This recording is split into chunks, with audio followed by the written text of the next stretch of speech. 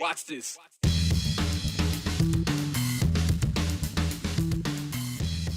There was some expectation it could happen today. Could happen this week. Then again, we may have to wait until next week. Either way, in the very near future, the United States Supreme Court will publish an opinion on a case that will determine abortion rights in our country. In a leaked draft of the decision of Dobbs versus Jackson Women's Health, that is, we got the indication back in May the Supreme Court will overturn the precedent of abortion rights outlined in the landmark case Roe versus Wade. It's a major change given the option of abortion back to the states. So while we wait, there are a lot of women in Idaho waiting as well, because should the ruling go against Roe v. Wade, Idaho will have an abortion ban in place. Timing is a big question with all of this, and as Joe Paris found out when he spoke with Planned Parenthood today. Since a leaked Supreme Court decision in May, Americans have waited to hear about the fate of abortion rights. The Supreme Court is nearing an end of their current session, with Tuesday and Thursday of this week marked as opinion issuance days, marked in yellow on the official court calendar. With no decision Tuesday, Thursday looks like a strong possibility for the abortion opinion. We're continuing to provide abortion care in Idaho for obviously as long as we are legally able to. Misty Deli-Carpini-Tolman is the Idaho State Director for Planned Parenthood Alliance Advocates. While there is a possible scenario where the Supreme Court pushes its decision to next week, Planned Parenthood in Idaho is already transitioning their coverage to adapt to a strict Idaho trigger law on abortion rights. Idaho's trigger ban would go into effect 30 days after the Supreme Court's decision. A state law passed in 2020 effectively outlaws abortions in Idaho pending a reversal of Roe v. Wade, meaning abortion would be outlawed 30 days after a Supreme Court ruling. The quick action catches some women at a time where they are seeking an abortion as laws are changing. Deli-Carpini-Tolman says they are closely working with patients. Our patient navigators work one-on-one with each patient to make sure that they will understand and really know how the Supreme Court decision will impact their appointment, and work with them to either schedule an appointment in Idaho or get them access to out-of-state care once that 30-day time period is over. As of today, all of our scheduled appointments will be able to go ahead as planned. And we don't have any appointments scheduled beyond 30 days as of right now. Women seeking an abortion a month from now could be in a tricky spot.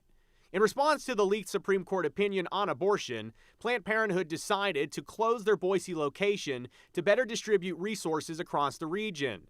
The Boise location merged with an existing Meridian office. Idaho Congressman Russ Fulcher posed for a photo celebrating the Boise closure in a post by Stanton Healthcare, which offers a large palette of care for women, but not abortions.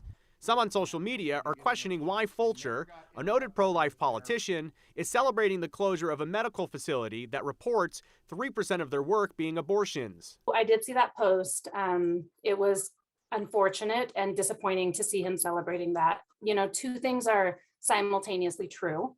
One is that we know that the upcoming ruling is going to be devastating, no matter what, no matter how narrowly or broadly they give their decision. And the second thing that I really want to stress is that we're prepared for this moment and ready to help patients get the care they need, even in a state as hostile as Idaho, either here in Idaho as long as we can, or in our bordering states who are continuing to provide care after that decision. Planned Parenthood says they will continue to work with the Idaho community, but their care might look different than in years past. It's important to know there are other Idaho healthcare options for pregnancy care that do not offer abortions that will remain available if the Supreme Court reverses their decision. For Planned Parenthood, they will also continue to take care of patients in the Treasure Valley, but they say that care may look different. You know, obviously it's not going to be without added barriers. Like, that's just, what this decision is going to do is force Idahoans to flee their state to access the care that they need. We know that, and we're here to try and make as few of those barriers there as possible. So hand in hand with our patients, making sure they can get the access to care that they need out of state if they have to, and then come back to their home state in the communities that care for them, in the places where they live, and make sure they get the follow-up care that they need. And I reached out to Congressman Fulcher's office today for comment on this story, also to have a conversation with him. He did not respond immediately. Now, there's also been questions. How will this all play out in Idaho? What is the governor's office thinking? Well, Governor Little's office tells me that the governor does plan to put out a comment after reviewing the court's decision. As for the trigger law and how it rolls over, according to Article 4, Section 5 of the Idaho State Constitution, the supreme executive power is invested in the governor, meaning that the governor shall be the one who sees that the laws are faithfully executed. Long story short here is it is going to be the governor's office that would likely put out a notice that the clock has started if and when Roe v. Wade is reversed by the Supreme Court. Is there a chance he would not execute that? Likely not. I can't think of one not, but I guess we will wait and see like the rest of the country. All right, thank you very much. Well, obviously, Idaho is not alone in this scenario where the landscape of women's reproductive health care could change.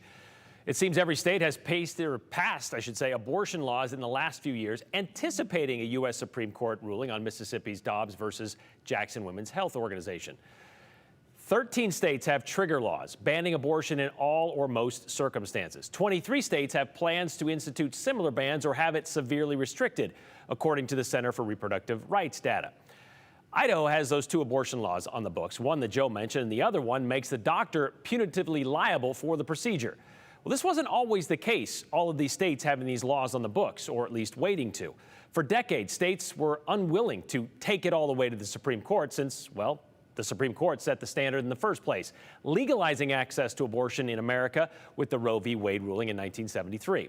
Then along came Idaho in 1990, when the Gem State became the first to make a genuine effort to challenge Roe v. Wade. House Bill 625 would have outlawed abortion entirely, except in cases of non-statutory rape, if that rape was reported within 7 days, or in cases of incest, if the victim is under 18, in cases of severe fetal deformity, or in the threat to the life or health of the woman. In other words, more than 90% of the 1,500 abortions performed in Idaho in 1990 would have been illegal. The arguments for the bill back then, about the same as today. And the bill moved forward based on the belief a favorable ruling would come from the highest court in the land. The state, meaning you and I as a legislature, have a compelling interest, not just a legitimate interest, but the highest level of interest that we can have. A compelling interest in protecting potential human life when, not just after viability, but throughout the entire pregnancy. Then House Majority Leader Gary Montgomery saying the balance of the Supreme Court means abortion is no longer a private matter. The ban passed the House 47-36, and then the Senate 25-17. So it wasn't with overwhelming support that it was sent to the then Governor, Cecil Andrus, who was running for a fourth term that year. A run on the second floor never before seen in Idaho. The legislature adjourned for the session, and that very day, Governor Andrus walked out of the Capitol to the Hall of Mirrors, the Joe R. Williams building across the street, to say this. I did not take the oath of office for governor of the state of Idaho to put my name on bad legislation. Ladies and gentlemen, therefore, I have vetoed House Bill 625 and returned it to the House from whence it came. Governor Andrus was against abortion, but there were three things he says was wrong with this bill. The exceptions were too narrow. The bill came from too far away, crafted by out-of-state interests.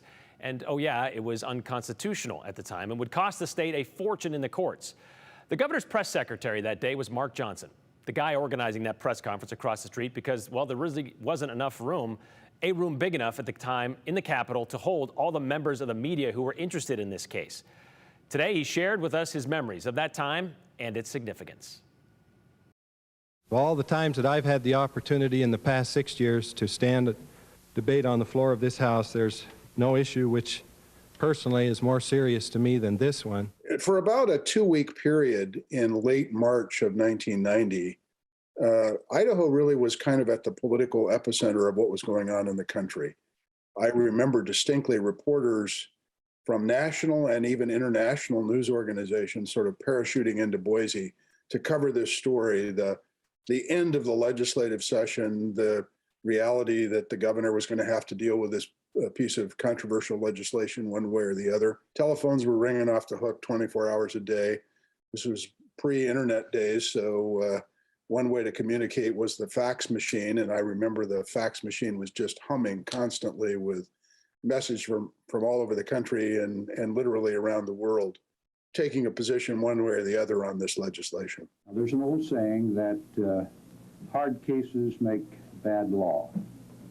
But it is indeed the hard cases that we must examine when we consider House Bill 625 as amended. It's interesting that everybody seemed to chime in from around the country and around the world, because one of the biggest issues that Governor Andrews had was that this wasn't a homegrown bill per se. Mr. Speaker, do you hear that sound? It's a little sound of a caboose. We heard it start out in Washington searching for an engine. And that became a big focus of his review of the legislation. Why was Idaho selected to provide, in the view of the anti-abortion forces in the country, a test case that the sole purpose of which was to get the legislation before the Supreme Court? Mr. Speaker, I think I just explained my position on this and why I think it's important that we not be the guinea pigs of the United States and pass an unconstitutional law. I take that responsibility very seriously. So it was really very much an effort by national organizations, national forces, to use Idaho as a test case. So I guess somebody thought, well, Idaho looks like a patsy. Ladies and gentlemen, I submit to you, Idaho is not a patsy. So back then, Idaho was getting a lot of attention for trying to pass a bill like this. Over the last couple of years, Idaho's passed a couple of bills like this, signed by the governor, that kind of just been, I don't want to say under the radar, but just were kind of like just done and done, and that was it. What's changed, I think, is the question I have for you between 1990 and now? Well, Republican politics in Idaho have become much more conservative than they even were in 1990. You certainly had very conservative Republicans in the legislature, but you had some what I would call more moderate Republicans as well, including a number who voted against the legislation. So it chugged on up to Idaho, another very pro-life and pro-family state. Well, Mr. Speaker, the caboose is here today. They're not only asking for an engine to pull the train, they're asking for us to pay for the gas.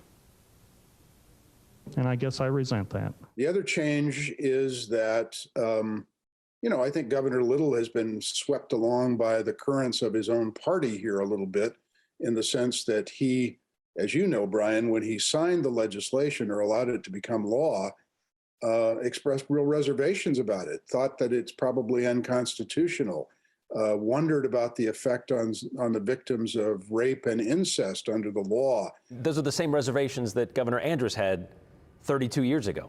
What are we to do when a woman becomes impregnated as a result of a rape? This bill says that if for some reason she does not report that rape to law enforcement authorities within 7 days of the offense being committed, she violates the law if she terminates that pregnancy. This law would force the woman to compound the tragedy of rape. And he thought it was truly bad legislation, not only as it affected individual Idahoans, but also because it cast a black eye on the state. It made the state a target for, further efforts of this kind, which is frankly what Idaho has become, again, I'm afraid. I think you would be hard-pressed to find a legislator in the 80s or 90s who would admit that they sort of wholeheartedly accepted a piece of legislation that was entirely drafted by a third party without much input, frankly, from the legislative process. That's a new phenomenon where you have these interest groups creating out of their own agenda a piece of legislation that the legislature then rubber stamps and the governor signs. When I consider what is right for Idaho, I must consider my own views and the needs of the state of Idaho. This bill satisfies neither. It is not good legislation. I cannot in good conscience affix my signature to its passage. Is there a lesson that we can kind of look back on that, or is it just very different times and they don't really relate to each other between then and now? Oh, I think they are very different times for the reasons that we've alluded to already. But I do think that there are some lessons from 1990 that you can apply to today. What are the consequences of a piece of legislation on an individual Idahoan who may find themselves in a very difficult situation? Assuming, for example, that Idaho wants to limit abortion access just to cases where rape or incest or the health of the life of the mother is involved. What are the practical applications of how that works? The governor admitted that he didn't think those applications were really workable, and they would further victimize people who found themselves in those situations. We're going to find out, I'm afraid. Well, since 1995, abortion bans have been enacted in more than half the states across the country and challenged in courts throughout. But all have been rebuffed because of the precedent set by Roe v. Wade. That is expected to change within, well, the next week or so. And with the landscape of abortion access across the country, that will change as well. So what will that look like? As Mr. Johnson said, we're going to find out.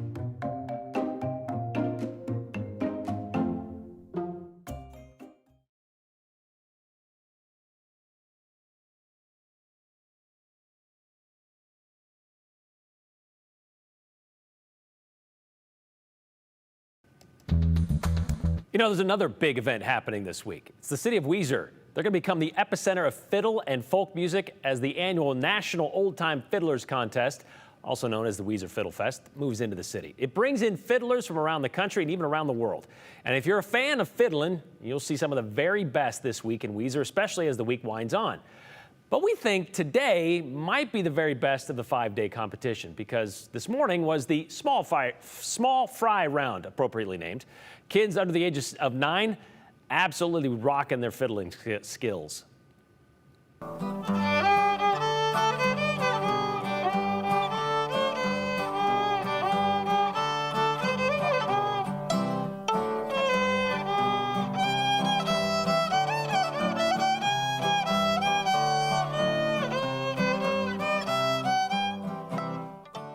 Pop goes the weasel. There you go. Competition runs through Saturday this year.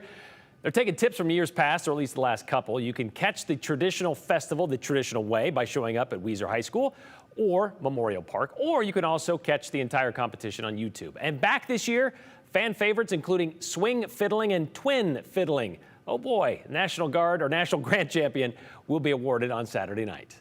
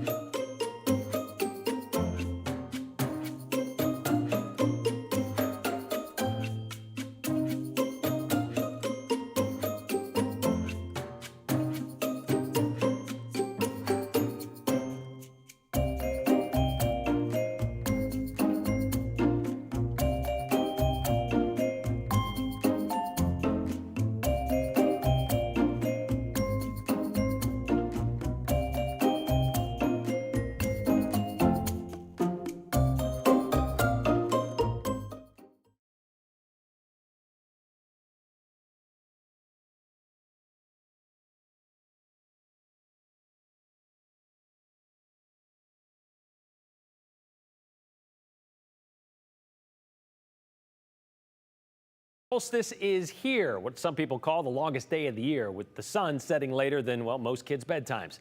And if you've been around here for a while, even just a few days, you know Idaho sunsets are unmatched because of the brilliant colors they can have, of course, seen here, but also because in summer, you can still see some hint of that daylight when it's supposed to be, well, middle of the night. And we figured this was a good question to ask meteorologist Bree Eggers. Last night, after the news at 10, driving home, I could still see some of the color off in the northwest there. So help us understand why this is. We still even have some twilight that lingers until almost 11 p.m. So with the magic of television, let's draw some time zones on this map, shall we? We were taking a look at a list of 77 capital cities and also most populous cities. And would you believe that Boise has the third latest sunset? It's tied with Pierre, South Dakota, there, 9:29 on the summer solstice, the longest day of the year.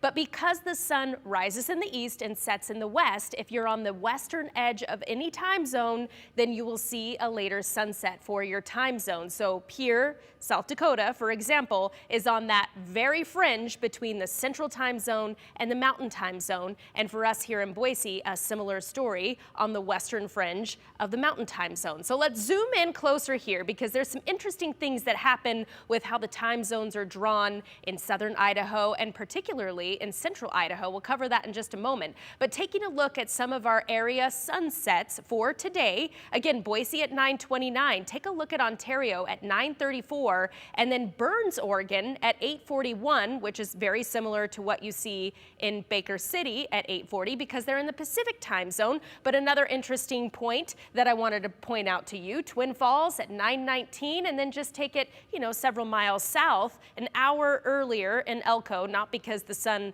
is setting there in Elko first, but because it's in a different time zone. So take a look at this with the time zones divided by the Salmon River here, specifically pointing out Grangeville and Riggins with about an hour difference here, only 45 miles apart north-south here. Now you might be thinking, well, I'll just take a tropical vacation. So let's head to Hawaii and see what's happening there. Hawaii actually has, Honolulu specifically, has the earliest sunset on the summer solstice. And because it is so close to the equator, it doesn't have a whole lot of variability for day length between the summer solstice and the winter solstice, the shortest day of the year. So maybe just stay in Boise, where we get to enjoy those long summer evenings, or Brian, those long summer nights. No, that was horrible. We'll be right back after a quick break.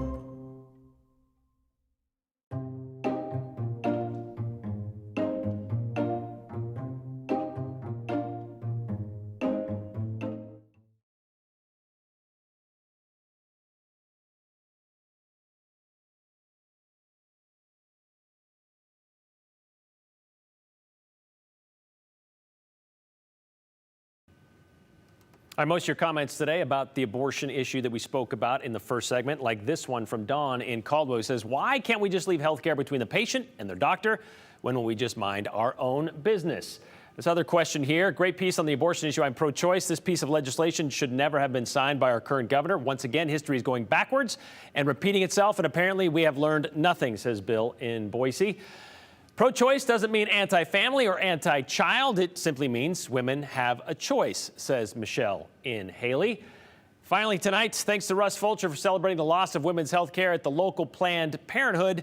Apparently, he doesn't understand half of his constituents are women, says Pat in Boise. That's true. The population, I think, now 51% women, right? So a lot more than 50% of his constituents in Idaho are women. We'll see you back here tomorrow.